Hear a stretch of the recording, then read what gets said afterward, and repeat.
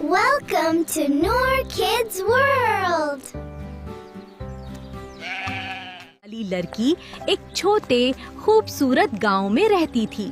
उसका नाम आयशा था। वाह आयशा, देखो तुम कितनी अच्छी तरह आटा गूंद रही हो। हाँ मम्मा, ये कितना नरम होता जा रहा है। जल्दी ही तुम एक बेहतरीन बावर्ची। उनके घर के करीब एक बूढ़ी दादी अम्मा रहती थीं। वो बिल्कुल अकेली थीं। आप ठीक हैं दादी जी? ये लीजिए, थोड़ा पानी पी लीजिए।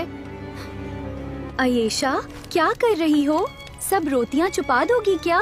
अम्मी, बस थोड़ी सी, ये बहुत ताज़ा है। सहरी का वक्त हो गया है, जल्दी पहुंचना होगा। काश मेरे पास और होता, माफ करना।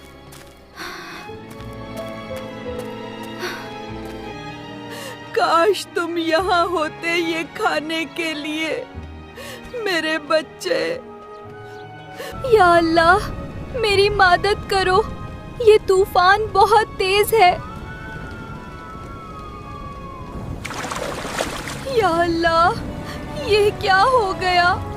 मेरी सारी रोटियां खराब हो गई।